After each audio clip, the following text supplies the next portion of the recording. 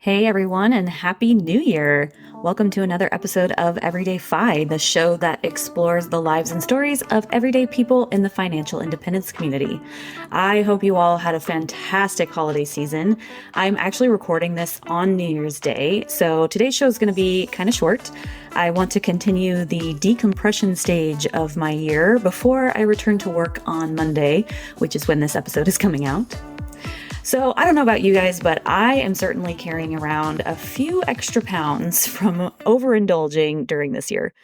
This is basically the story of my life after every New Year's, and sometimes I try the concept of a New Year's resolution to try and get back to normal. After we hear from our sponsors, I will tell you all about the resolutions I've adopted in the past, which ones failed, which ones I actually kept, and what I plan to do now this year to keep some of the goals and resolutions that I have now that I have learned more about what actually works for me. So stay tuned. Okay, so let's dive into the resolutions I've made. Many of you will probably find these very familiar. So the first type of resolution I've made in the past is either a diet or exercise plan.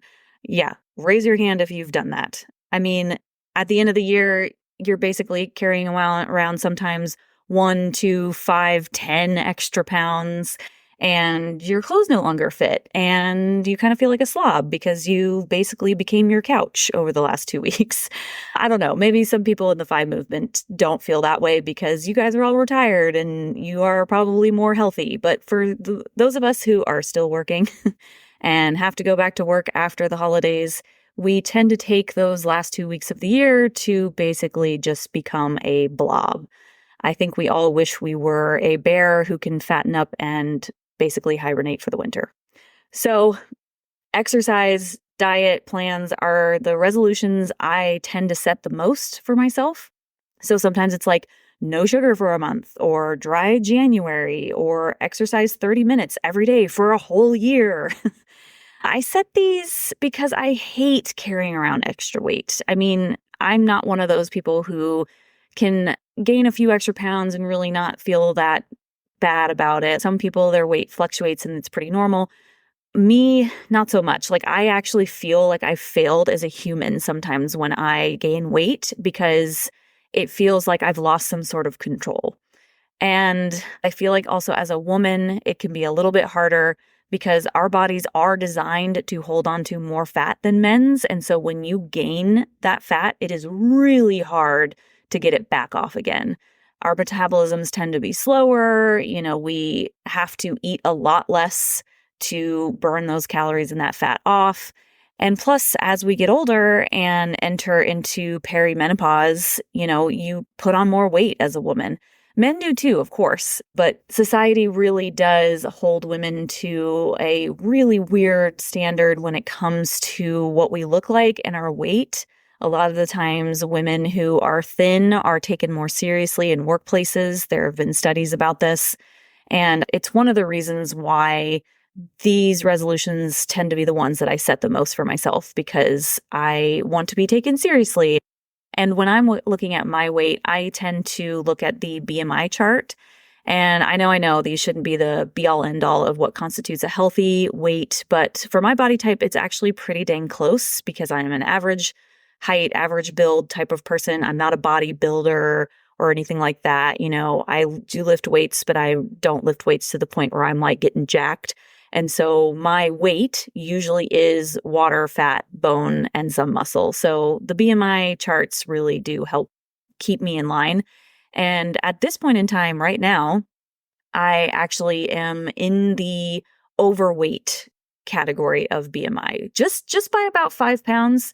But that really bothers me. And so these resolutions tend to be the ones that, I gravitate towards, especially this year, because I'm like, no, I need to shut this down right now because I cannot be in the overweight category. I refuse. So why are these resolutions so hard to keep? These health and exercise ones? I mean, resolutions in general tend to be kind of hard to keep because they're really asking way too much of us. I mean, you're setting a huge goal for the entire rest of your year. And so you're supposed to follow that to a T every single day for 365 days. Unfortunately, that's not how human brains are designed. They are actually set up to take the easy route. They're also set up to conserve energy, not expend it. Many of you may know this is left over from the days when food was scarce and we had to hunt to eat. Our bodies were designed to conserve energy as much as possible because you never knew when that next calorie was coming. But now that you can order cookies at 3 a.m., thanks Insomnia Cookies, which, by the way, I am not linking in the show notes because I'm going to save you all from yourselves. Our brain setup, it no longer works in this kind of, cookies at 3 a.m. environment. But try telling that to millions of years of evolution. You can't. So you kind of have to hack your way into this or use neuroscience and just science in general to try and figure this out. Because you may have motivation on January 1st. Heck, you may have it for the entire month of January, but 9 times out of 10, you're going to lose that motivation by the end of the month or by week 2, whatever, because it's someone's birthday or you go too hard at the gym and you hurt yourself, so you have to take a break, or work becomes too stressful and you just want to melt into your couch at the end of the day and you have no energy to go to the gym. And you also don't want to make an elaborate meal and you just want to mix up that mac and cheese and eat that because, you're craving it. Or, maybe you're going through something hard like a breakup or a layoff. And so you eat emotionally. And so then all of your progress and all of that motivation just gets wiped away. So for me, these change your entire life types of resolutions really don't work. What does work are small things. So for example, one year I set a very small health resolution, like super small, and it was to floss every night after brushing my teeth. That's it. I know people are like, wait a second, aren't resolutions supposed to change your whole life? Okay, look, flossing is super important. I was not flossing at all. And that can actually have real downstream effects on your heart. So that small change actually can help you really, can have big impacts later on in life, especially for your heart health. So I set this resolution in 2011. I'm still going strong to this day. And you want to know why? Because, well, for one thing, I wrote on my bathroom mirror, toothless people don't get dates, because back then I was dating. I think I was 23 or something. But it's also because it was small. It takes 30 seconds to floss. It's 30 seconds extra at the end of the night. And it's so impactful for my health. So it was easy. Okay. So that's the first type of resolution I have made in the past, and one of the ones that I've kept. And the second type of resolution I've made is saving a certain amount of money by the end of the year. So again, this is probably one that you guys are super familiar with. All of us in the FI movement have some sort of savings goals. And many of us probably don't really need this as a resolution because we're at that expert level when it comes to our money and we already have everything set up on autopilot, right?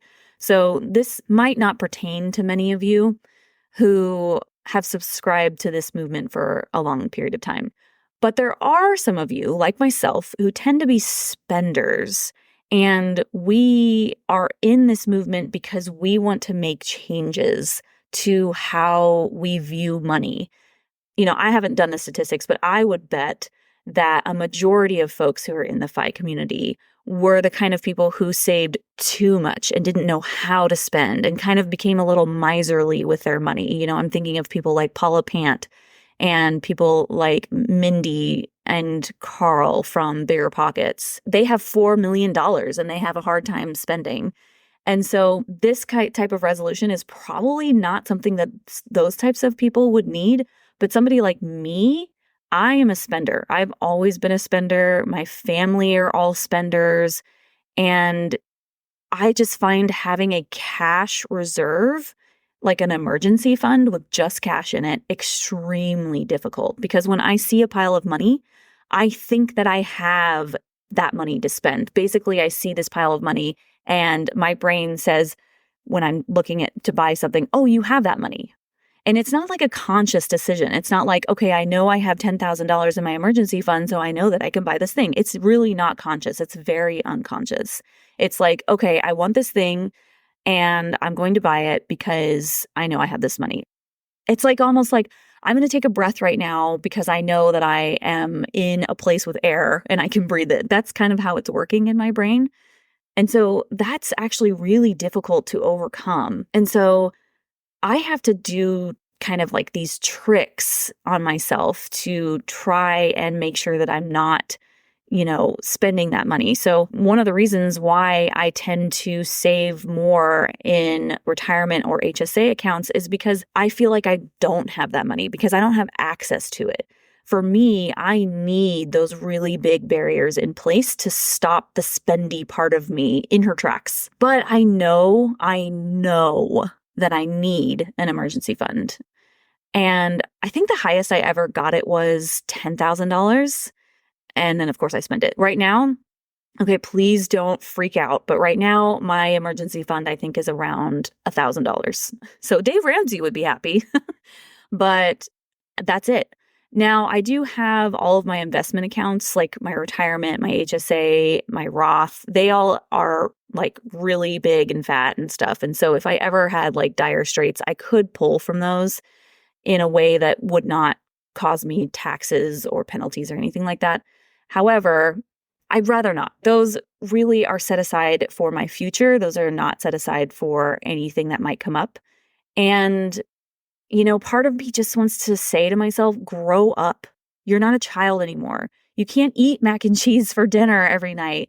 You can't have zero cash savings anymore. My God, you're almost 40. But of course, this shaming self-talk really does not work, at least not for me, and really not for most people. So I've been researching ways to actually make this happen, and I have a plan to keep both my health and finance goals for this year.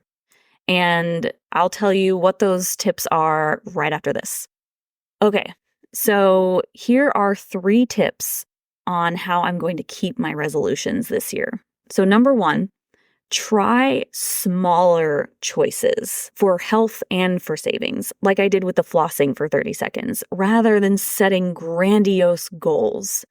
So for instance, on the health side, I plan to, when I wake up in the morning, immediately open my curtains and stand in the sun for 1 full minute to help myself wake up because, during this season, we get a lot less sunlight.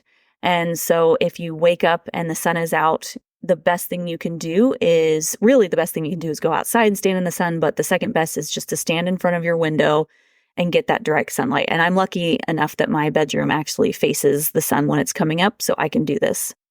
On the money side, instead of making this grandiose proclamation that I'm going to have $20,000 by the end of the year, I'm going to set aside $500 by the end of this week. And by the end of this month, I will not have used any of that cash savings at all. So these small things, if you do them every day, every month, every week, I feel like that's going to help me because it's not something that's huge and daunting. Because if I set these smaller goals for myself, then they're more achievable. Okay, so tip number 2, remove the need to choose the action every single day or any moment of the day. This one's pretty easy. I have automated my retirement account savings. So what I plan to do is automate my emergency fund savings, meaning directly from my paycheck. So I'm going to set up my paycheck in a way that I'm having part of it go directly into a savings account rather than me having to make the choice to set up a recurring transfer or do the transfer manually.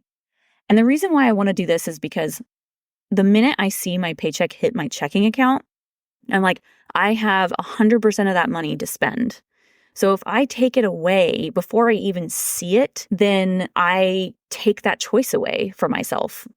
The other thing I'm going to do is remove that emergency fund account from the budget tool that I use to look at my money every day. So then I'm not even seeing that money. So not only am I not seeing it go out, I'm not seeing it grow. So I'm hiding it from myself in 2 different ways.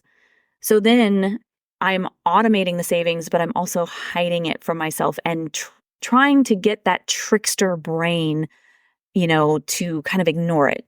Don't look over here. It's not over here. It's fine. And I found that actually does kind of work for me. I've done it in the past, and I think the only reason why I stopped doing it is because I needed the money for an actual emergency. And so I pulled it out. And then for some reason, I didn't set it back up the same way. I don't know why, but I plan to make the choice to do that and then also make sure to set it back up. Okay, so on the health side, I plan to eat the same healthy breakfast every single morning and never deviate unless it's like a special occasion or something. Another thing that I did was I signed up for a meal delivery service called Factor. Now, they're not a sponsor or anything, and I did theirs because they have pre-cooked meals that you just throw in the microwave or the oven. And it's not like the Home Chef stuff where you actually have the ingredients and you have to cook. This is literally, it's made, it's done. You cook it for 2 minutes in the microwave, it's good to go. And they're actually pretty good. And the problem is they're a little expensive, but here's why I did that. And I want to take just a short sidebar about this choice for a second. So I have constantly thought to myself how diet and exercise seems way harder than saving money. And by saving money, because unlike saving money, you have to choose to eat healthy 3 times a day. You have to choose to work out 3 times a week or more. And guess what? Humans are bad at keeping up the motivation when you have to make a conscious decision all the time.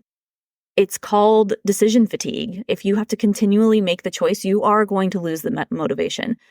And, it's not something that we need to kick ourselves for. It's just in our nature. And what you have to do is work around it. So this is why putting your savings on autopilot, like I'm going to do, is so key. Because you only need to choose this once. And also, if you use your savings, make sure that it is set up the right way again. So I thought to myself, how in the heck do you do this for health? And then I thought, wait, someone has already solved this. Meal kits. And not the ones where you have to cook. Like I said, the ones that are already prepared for you and you just pop it in the microwave or the oven and you enjoy. And then I was like, how do you do this for exercise? This actually brings me to my third tip on keeping my resolutions, which is accountability. So as a caveat, though, this will be most helpful to those who value external motivation more than internal motivation. So I can't internally motivate myself. I don't know why, I just can't. Like if I'm sitting on the couch watching a show and I'm like, you know what, I should really stretch right now. 9 times out of 10, I'm not going to stretch. Even if I see my partner get off the couch and stretch, I'm not joining him. I don't know why, it's just not there. If you are unsure what your motivation style is, there's actually a really cool quiz by Gretchen Rubin called the 4 Tendencies. It tells you a little bit more than just your motivation, but I'll link that in the show notes. And that's kind of how I figured out what my motivation style is. And the cool thing is it's kind of hard to change the style of motivation you have. But once you know what it is, you can work around it. And here's how. So here's an example for myself. To get myself to the gym, I go to classes and I make sure to get to know the teacher and other people in the class. Like I know their names, I know their stories. So to me, this forms a sense of accountability because now I know the teacher and other classmates will wonder where I am if I don't show up, or at least I think they're going to wonder. They probably won't. But for someone who is a people pleaser and has generalized anxiety disorder, this is enough motivation to get me off my couch and to go to the gym because I don't want them to ask me the next time that I come in, hey, where were you last week? And I don't want to answer. I was being a lazy bum on my couch and watching the 2nd season of Squid Games. So the other way that I'm doing this is I'm asking my partner to motivate me. And actually, real quick side note on this, guys, he's no longer just my partner. He is my fiance. He did propose to me on Christmas Eve. So now I'm going to be calling him my fiance. Sometimes I'll probably still say partner, but yep, we are now engaged. So I just wanted to let you guys know that's a really fun thing that happened over the holidays, and it's super exciting. But anyway, I use my fiance to motivate me as well. So whenever I say I don't want to go to a class, he asks me, is your reason for not going valid? Meaning like, are you injured or something like that? Or have you eaten enough? Like, I usually don't go to the gym if I'm absolutely starving because, working out on an empty stomach you're liable to hurt yourself. I tend to have issues with my blood sugar, so my blood sugar can drop pretty quickly. And if I eat something heavy right before going to the gym, I will also get sick to my stomach. So that's a valid reason for not going, but I try not to let that be a reason. So he asks me that question, is your reason for not going valid? And then he also asks me, is it in line with your goals to not go to the gym today? And that one really gets me because I'm not really big into goal setting.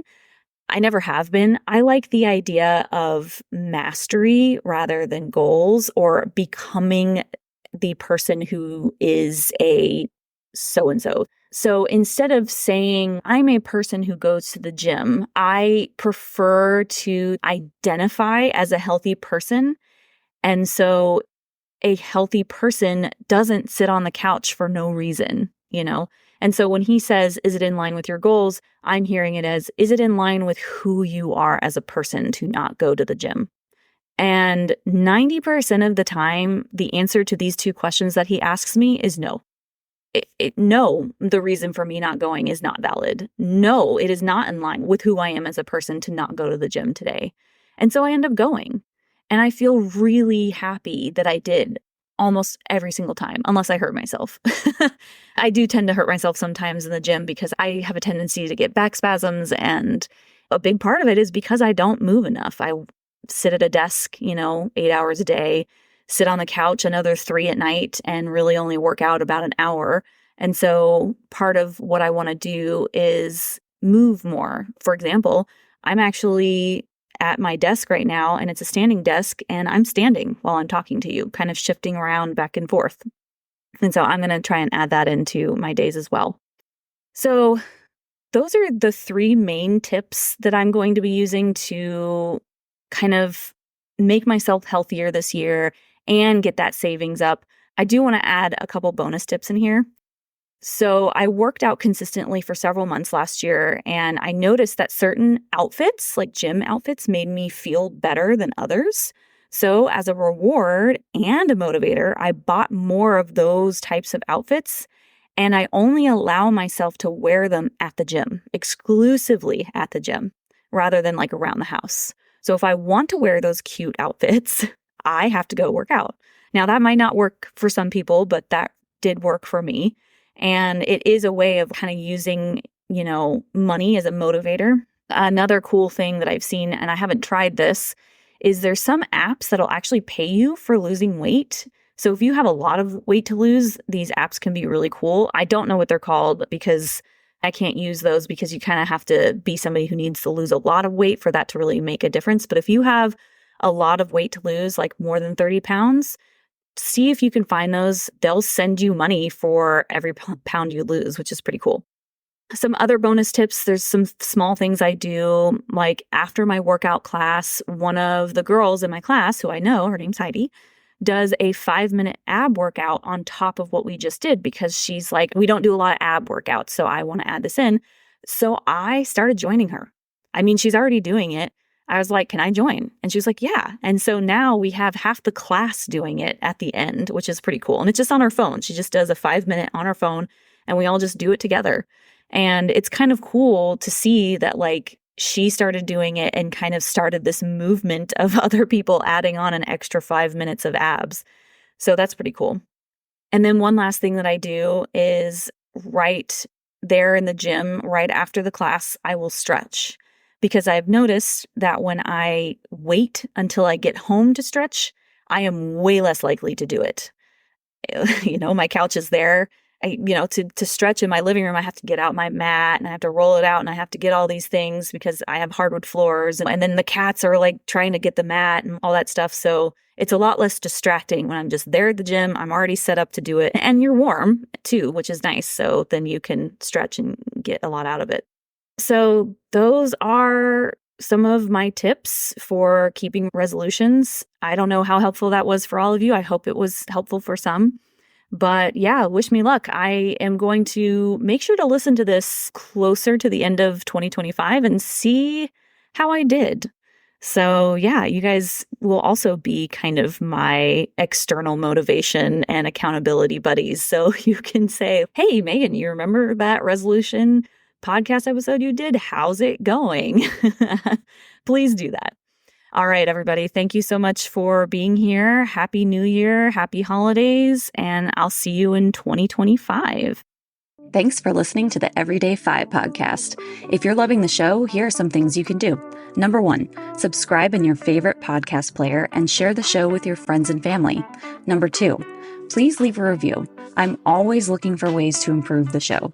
Number 3, check out my website, EverydayFI.com, where you can listen to all the episodes and leave comments for myself and the guest. Number 4, if you're interested in sharing your own financial independence story, you can find a submission form at EverydayFI.com/podcast. And finally, number 5, join my Patreon membership for only $5 a month at patreon.com/EverydayFI podcast. This is a one-woman show, so every little bit counts. See you next time as we continue to go down the path to financial freedom.